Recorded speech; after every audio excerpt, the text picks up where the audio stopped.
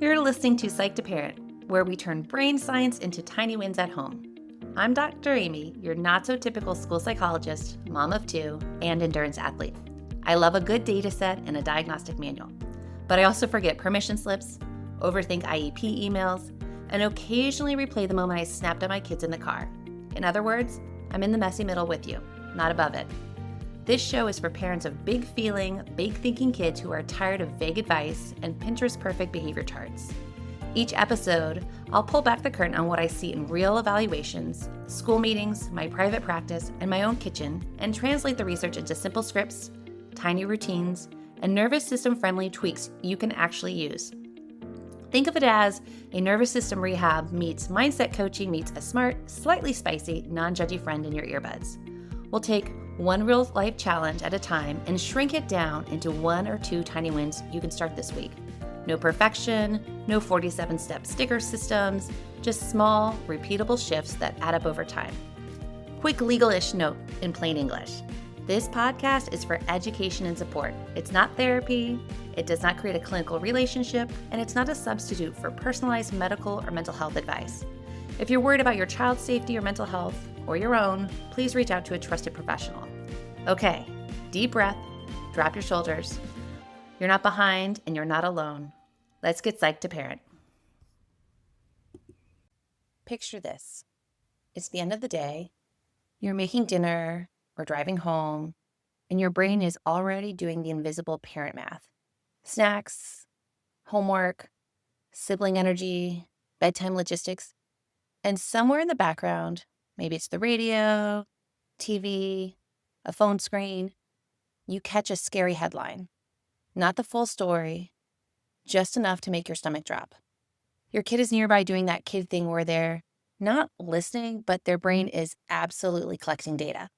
And then, later, when it's finally quiet, when your nervous system thinks you get to exhale, they drop the question.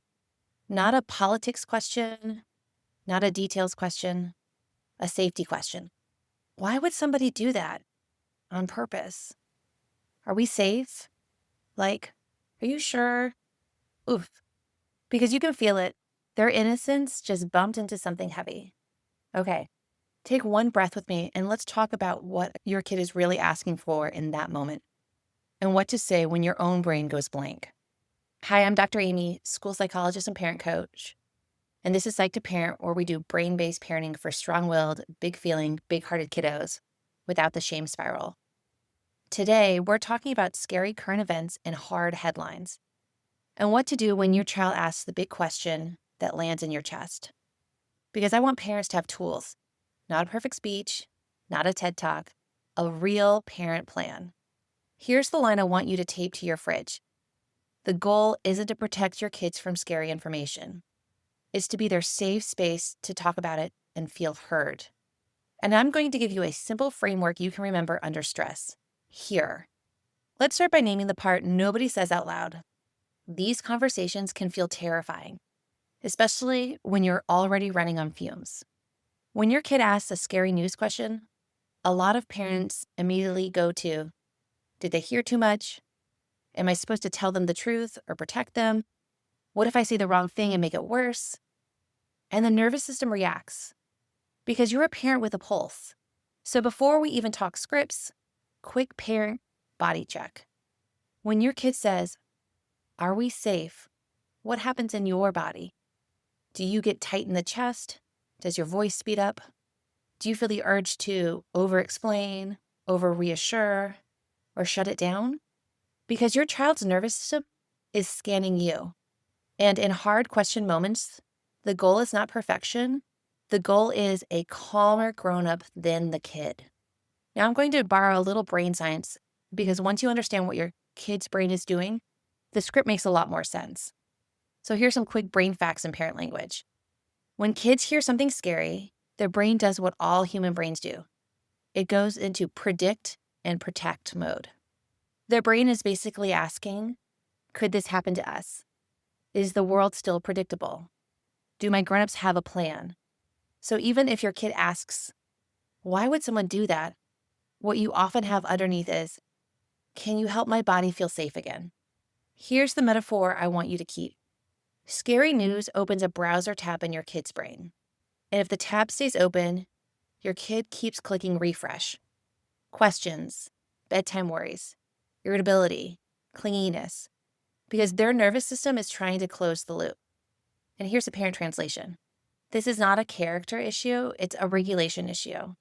Now let's apply that to real life, because the goal is not never hear scary things, it's know what to do when the scary question shows up. Here's the non-negotiable. Kids deserve honesty that fits their age and connection that fits their nervous system. Your job is not to give them the whole internet. Your job is not to pretend the world is never scary. Your job as a parent is to be the safe place where fear can be named without becoming the boss of the house. And this is where here comes in. Before we go into the here script, let's do a quick what not to do, said with love, because it's so easy to accidentally make the fear bigger. Here are 2 quick don'ts. Number 1, don't info dump. When parents get anxious, sometimes we start teaching like we're giving a presentation. But your kid's brain can't absorb a lecture when their alarm system is on. It lands like static. Number 2, don't make promises you can't keep. Nothing bad will ever happen. It sounds soothing. But kids know it's not fully true. And then they don't trust the anchor. This isn't about being a robot. It's about choosing containment over overwhelm. Now, I'm going to give you the here script because you deserve words you can borrow when your brain goes blank. Here, HEAR. H stands for hear what they know. Start here, always. You can say something like, tell me what you heard. Where did you hear it? What words did you catch? Because kids fill gaps, and you need their version first. E stands for empathize and name it. That sounds scary and confusing. It makes sense your brain feels stuck on it. When kids hear scary stuff, their brain starts wondering if it could happen to us too. This helps their brain organize fear instead of swirling in it. A stands for anchor safety, honestly and bounded. It's not a promise, it's an anchor. You're safe right now. I'm here with you. I can't promise the world is never scary, but I can promise you won't hold scary stuff alone. Most days are safe. Our job is to stay aware and have a plan, not to live scared. R stands for recheck what's sticking. This is the magic. What part is sticking in your brain most? The why would someone do that part or the are we safe part? And then follow up with what is your brain guessing might happen next? Because with kids, the guess is usually the scariest part. Now I'm going to give you a 30-second version you can use in the car, at bedtime, or in the kitchen without it turning into a whole production. Here's the 30-second script put together. You could say something like this. I'm really glad you told me. Tell me what you heard. That sounds scary. It makes sense your brain is stuck on that. You're safe right now. I'm here and we have a plan. What part is sticking most? And what is your brain guessing happens next? Then you pause. You let them answer. You don't rush to fill the silence because sometimes the fear shrinks just from being heard. Now let's make this even easier with microscripts by age because a kindergartner and a 7th grader, they need different words. Okay, so here's a script I would use with little kid, like pre-K, kindergarten. You could say something like this. A scary thing happened. Grown-ups are working on it. You're safe right now. I'm here. Do you want a hug or to draw your worried thought? Here's some scripts you can use for kids who are in grades 1st through 5th grade. It makes sense to feel worried. Most days we are safe and we have a plan. If your brain gets stuck, you tell me, or you tell a trusted grown-up at school. For middle school and teenagers, you can do something like this. Yeah, it's scary, and it's okay to feel rattled by the news. We don't need every detail to talk about how it's affecting you. If the news is hijacking your brain, we take a break from it. That's not avoidance, that's regulation. Now let's talk about the tricky part. Sometimes your kids won't ask the question out loud. They'll show you with their behavior. Sometimes you won't get a neat question. You'll get bedtime stalling, extra clinginess, irritability, body complaints. My head hurts, my tummy hurts. Sudden control battles like wrong cup, wrong socks, wrong everything. So here's your translation. You can say something like, I wonder if your brain is still stuck on something scary you heard. Then you run here again, but shorter, not longer. And if your kid is like, I don't know, you can say, that's okay. Sometimes we don't have words yet. Want to tell me what your brain is picturing?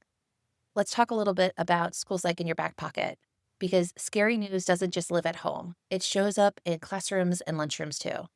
If you're hearing kids are talking about it at school, or you notice your child's anxiety spikes on school days, here's the school psych lens.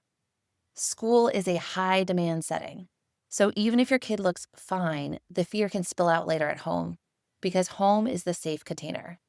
Here's what you want to bring to the school conversation: 2 to 3 examples of what you're seeing. Maybe it's questions, worries, behavior shifts from your child, 1 curiosity question, and 1 small request for the school. Here's a short email script that you can borrow from me that you can send to the school that's not a novel.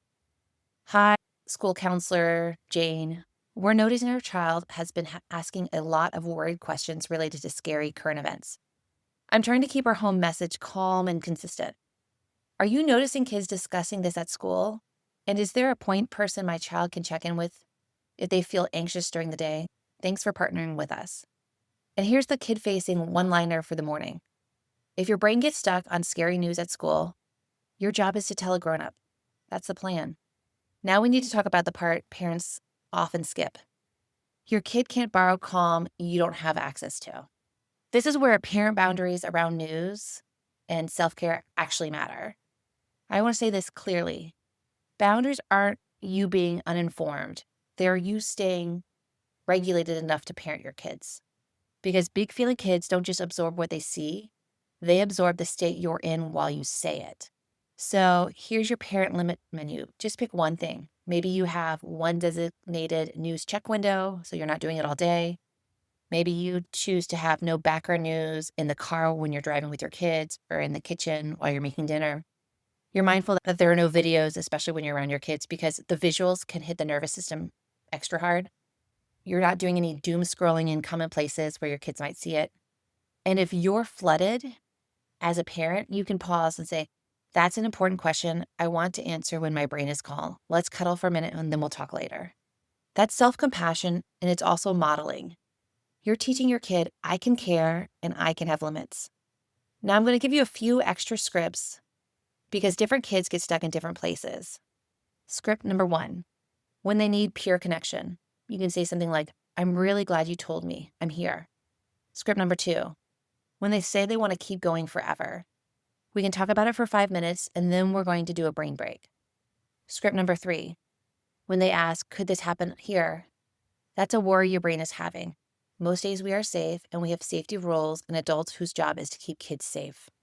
Script number 4, when you don't know the answer as a parent, you can say, I don't know, and I'm not going to guess. What I do know is you can always bring your scary questions to me. Script number 4, when you want to close the loop at bedtime, you can say, your brain is clicking refresh. I'm here. Let's do one calm thing for your body and your brain, and we can talk more about it tomorrow. All right, let's land this with some tiny wins you can actually try this week, even if you're exhausted. Remember, pick one is enough. Tiny win number 1, use hear once this week, just the first step. What did you hear? What is your brain guessing happens next? Tiny win number 3, use the 5-minute container. We can talk for 5 minutes, then take a brain break. Tiny win number 4, choose one parent boundary from the limit menu. 1 news check window, no background news, no videos. Tiny win number 5, repair if you got wobbly. That was a lot for mom or dad. I'm here now. Pick one is enough. Now, quick recap. Here's the hear plan. H, hear what they know. E, empathize and name it. A, anchor safety honestly. R, recheck what's sticking. If you want a resource that will help you decode your child and how they're feeling, make sure to check out the Big Feelings Decoder. It's linked in the show notes. Also, make sure you join the Tiny Wins email list for scripts that you can borrow on a random Tuesday afternoon. I'm really honored to be one of the people cheering you on as you parent your strong-willed, big-feeling, big-hearted kid, especially in that very specific window of time where the socks are off, the water bottle has disappeared into the ether, and it's somehow still your job to be calm about it. Like, okay, we'll keep making the homeschool puzzle less mysterious together. one better question at a time, one same kid, different math reminder at a time, one reset before requests after school, one dot log sentence, one email that's clear and firm without being a novel. And the next time you sit at that tiny round table in that tiny chair, remember, schools have expertise and you are the expert on your child. Your insight is not extra, it's essential. You're not behind, you're building a partnership, and you're building skills, yours and theirs, one small, doable step at a time. Until next time, friends. Thank you for hanging out with me on Psych to Parent. I'm Dr. Amy, your not so typical school psychologist, and I'm genuinely glad you're here doing this work instead of quietly white knuckling it and blaming yourself. Your tiny win from today's episode is simple. Do not overhaul your entire parenting style. Pick one idea, one sentence, or one tiny shift and try it in a low stakes moment this week. Then notice what changes, even if it is just by 1%. If you want more support, head over to psychtoparent.com. You'll find show notes, simple scripts, and parent-friendly guides that go with these episodes. While you're there, make sure you join the Tiny Wins mailing list so you get weekly brain-based tips, real-life examples from my work with families, and first dibs on new workshops and resources. It's the easiest way for us to stay connected beyond the podcast. If this podcast was helpful, it really does matter when you tap follow or subscribe. Leave a quick review or text it to a friend who is parenting a big-feeling, big-hearted kid too. This podcast is for education and encouragement. It is not therapy, and it's not a substitute for individualized care. If you're worried about your child or yourself, please reach out to a trusted professional in your area. You are not behind. You are not broken. You are building something new, one tiny win at a time. I'll see you in the next episode, probably with a cold coffee in hand, cheering you on.